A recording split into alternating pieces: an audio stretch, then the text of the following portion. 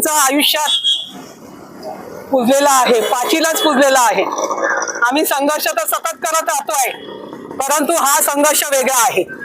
पत्रकार मित्रांनो, मीडियाने खास करून याची दखल घेतली पाहिजे की या ठिकाणी आपण ज्या वेळेला पालकमंत्री चंद्रकांत दादा पाटील असताना या ठिकाणी त्यांना उतरवलं, पाणी साचलं होतं, त्यांना दाखवलं की 40 वर्षापूर्वी ज्या वेळेला माणिकडोह धरण उभं राहिलं त्यावेळेला एकमेव रस्ता नारायणगावच्या आतून जाणाऱ्या एसटीचा रस्ता होता।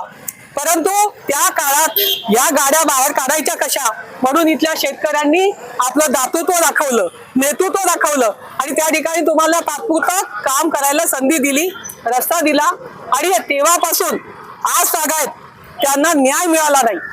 न्याय मिळाला नाही म्हणजे एवढ्या जमिनी संपादित झाल्या, 40 वर्षात अनेक उपक्रम उभे राहिले, मोठे मोठे उपक्रम उभे राहत असताना समृद्धीसारखे महामार्ग उभे राहिले, विमानतळं उभी राहिली आणि मग आमच्या असणाऱ्या शिवछत्रपतीच्या भूमीमध्ये या ठिकाणी या ठिकाणी MIDC नाही, दुसरा कुठलाही रोजगार नाही आणि 5 धरणाने आधीच आमच्या जमिनी गेलेल्या आहेत।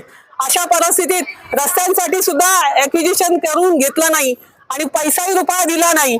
चाऱ्या उभ्या राहिल्या, धरणं उभे राहिले, 5ही जिल्ह्यामध्ये पाणी जात आहे, त्यांना पैसे मिळाले, पण अजून आमच्या जुन्नर तालुक्यातल्या धरणांना त्यांनी जमिनी दिल्या, चाऱ्यांना जमीन दिल्या, त्यांना अद्यापर्यंत पैसे मिळालेले नाही। दुर्दैव आहे, आया फाट्याची लोक सुद्धा सकाळपासून येऊन बसलेली आहे। मला एकच विचार पडतो, एकच सांगावंसं वाटतं की इथे तुम्हाला करायचंय काय? पैसे द्या, आम्ही पहिले आणले, आम्ही काय इथे बोंबा मारायला असंच बसलो नाही। पहिलं आम्ही आमचं कर्तृत्व दाखवलं, नेतृत्व दाखवलं, दातृत्व दाखवलं, पालकमंत्र्यांना या ठिकाणी उतरवलं, पहिलीच विजिट या ठिकाणी उतरवल्यानंतर त्यांना हा परिसर दाखवला, शेतकरी भेटले, बोर्ड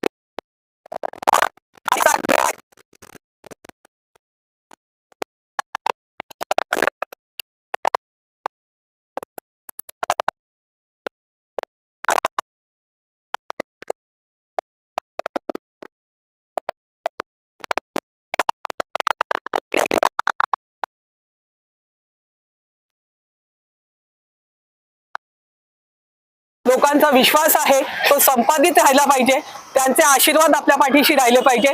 म्हणून सतत आम्ही सगळेजण मिळून नारायणगाव करातले सगळे जेवढे समाजकर्ते आहेत सगळ्यांना घेऊन, पत्रकारांना घेऊन, मीडियाला घेऊन, तुम्हाला ठाऊक असेल रेणुका सिंग जी आल्या होत्या दिल्लीच्या मंत्री, त्यांनी सुद्धा हा विषय, त्यांना सुद्धा आम्ही इथे उतरवलं होतं। प्रल्हाद सिंग पटेल यांना देखील आम्ही इथे उतरवलं होतं। त्या विचार करा, ज्यांना आपण निवडून देतोय त्यांना जरा सुद्धा वाटते का त्यांना जनाची नाही मनाची पाहिजे की नको? का माझ्या गावातला, माझ्या घराकडे जाणारा रस्ता म्हणून मी कधीतरी जिव्हाळ्याने पाहिलंय का? माझ्या शेतकऱ्यांचा प्रश्न कधी समजून घेतलाय का? आणि माझी जबाबदारी नाही का? आणि म्हणून बेरेक बाई खाटल्यावर अशी भूमिका असताना सुद्धा आम्ही विचार केला नाही, आम्ही कोणाशी भांडत बसलो नाही, आम्ही आमचं कर्तव्य करत राहिलो। आता सुद्धा ज्या वेळेला बावनकुळे साहेब महसूल मंत्री महाराष्ट्र राज्याचे झाले त्यावेळी त्यांनी 100 डेज मध्ये पहिल्याच दिवशी जेव्हा पुण्यात त्यांनी मीटिंग लावली विभागीय आयुक्तालयात, त्या ठिकाणी डुडी साहेबांना सांगितलं कलेक्टरांना का 100 डे मध्ये ही केस पहिली आली पाहिजे, या केसला पहिलं घ्या, शेतकऱ्यांचा प्रश्न आहे, पैसे पडून आहेत, असं नाही की पैसे नाही आहेत, त्यामुळे ही केस झाली पाहिजे। परंतु भूमी अभिलेख असेल, महसूल असेल, या ठिकाणी अष्टविनायकचे रोडवाले असतील आणि सगळ्यात मोठी वाईट गोष्ट कुठली असेल तर हे सगळे जे अधिकारी आहेत ना, हे गुलाम कुणाचे आहेत? त्या ठेकेदारांचे। ते ठेकेदार रस्त्यावर आणून चोपले पाहिजे। त्या ठेकेदारांना चोपल्याशिवाय आपण आता स्वस्त बसणार, कारण त्या ठेकेदारांनी बाजूला व्हायचं। आणि खरोखरच जर ज्यांना लाज जबाबदारी असेल, आपण शिवछत्रपतीच्या भूमीत जन्माला आलेलो, ही जरा शरम असेल तर त्यांना फक्त सांगितलं होतं इथल्या लोकांचं मागणं एकच होतं, मग संतोष नाना असेल, आशिष भाऊ असेल, सगळेच आम्ही त्यांचे असतील, आमचे कोल्हे दादा असतील, सगळे कार्यकर्ते असतील, यांचं म्हणणं फक्त एवढं होतं की गाडी 2 वेळा 3 ऍक्सिडेंट झाले तिथे एका वर्षात. आता एक तर कारखाना सुरू झाला, त्या गाड्या पण सुरू झाल्या आहेत. या ठिकाणी गाडी घसरते, खाली जाते, चढ पडलाय, तर ते भरून द्या, तो भरावा टाका. कारण इथे मुरमाला बोट लावलं तर लाखो रुपयाचा तुमच्यावर बोजा टाकला जातो, तुमच्यावर गुन्हे दाखल केले जातात, ते चालतं. आणि इकडे तुम्ही आमचा विचार करायचा नाही. येणारे जाणारे पर्यटक बाहेरचे येत आहेत, बाहेरून येणारा माणूस समाधानाने जाऊ शकत नाही, त्याला इथे आल्यानंतर बाहेर पडायला 2 तास जातात. जेवढा वेळ त्याला मुंबई पुण्यावरून यायला लागतो तेवढा वेळ त्याला जुन्नरकडे जायला लागतो. सगळी कार्यालय जुन्नरच्या विभागात आहेत आणि मग तिथे पोहोचायसाठी एवढा अट्टहास करावा लागतो. कशासाठी? आम्ही जर म्हटलं असतो की बाबा तुमच्याकडे पैसे नाहीत, पैसे आणण्यापासून सुरुवात असेल तर निश्चितपणाने त्याला आम्ही जबाबदार आहोत, आम्ही ते करायला पाहिजे. पण आम्ही ते आधी केलंय आणि मग सांगायला आलोय. आम्ही केलंय आणि मग सांगायला आलोय.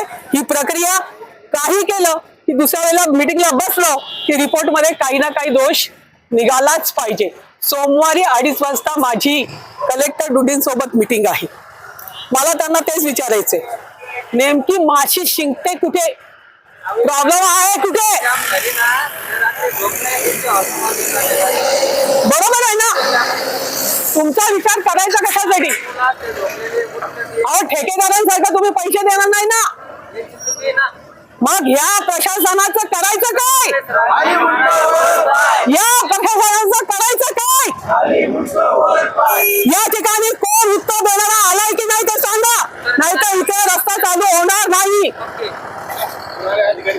प्रशासन कोण आलंय? नायब तहसीलदार काय आताच्या आता मला करून देणार आहेत का? नाही, रस्त्याचा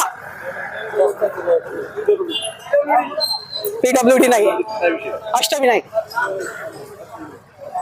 कोण आहे तो? कदम, ते बाकीचे कोण? गुप्ता,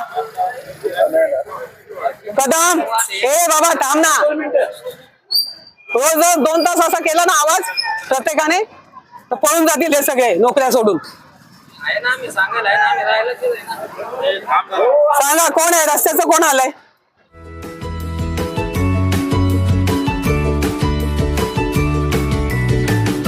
बातम्या शेतीच्या, बातम्या मातीच्या, बातम्या अन्यायाच्या, गुन्हेगारीच्या,